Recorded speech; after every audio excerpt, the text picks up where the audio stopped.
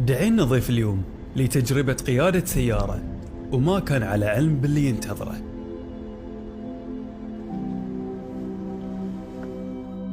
كل السيارات تتحرك.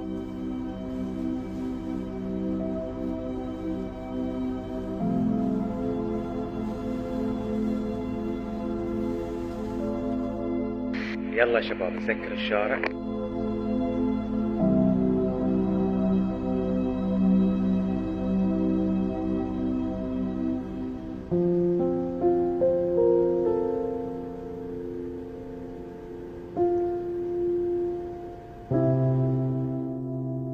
الحين دخلوا الشاشة.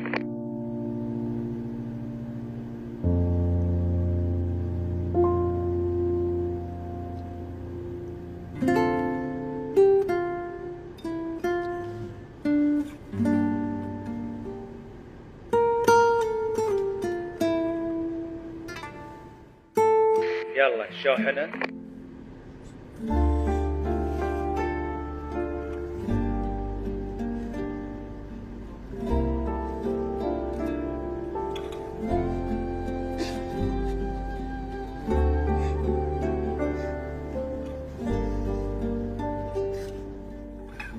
تبديل الإعلان.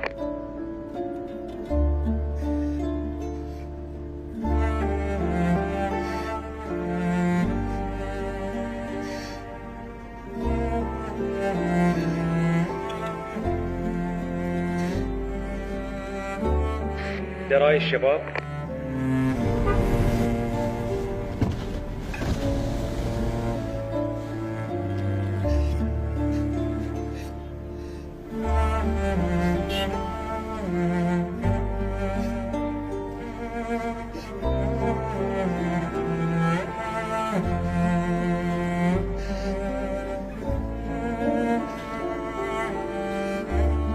الحين البنات.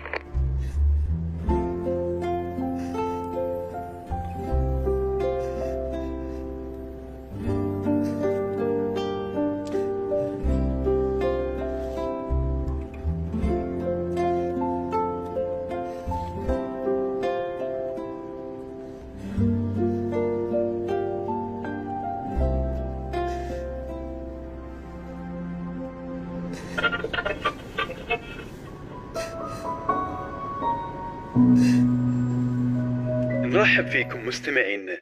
بطل جديد نعرفكم عليه في حلقتنا اليوم، واللي يميز هالحلقة أن البطل يسمعنا الحين وهو متواجد عند الإشارة الضوئية في منطقة ديار المحرق. الأستاذ خليل أو أبو الأيتام مثل ما يحبون ينادونه أهل قريته، استحق اللقب كون الأب الروحي لكثير من الأيتام اللي تكفل فيهم ورعاهم ماديا ومعنويا.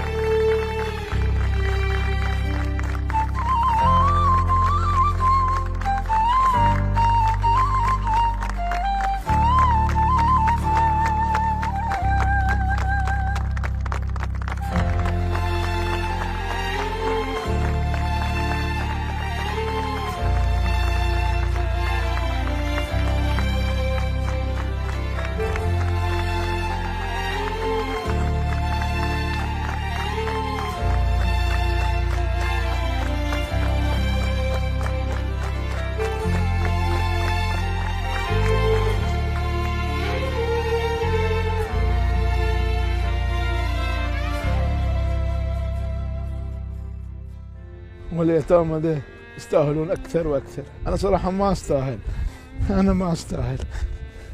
رب العالمين هو الذي أكرمني، أنا ولا شيء، كله من عند الله سبحانه وتعالى.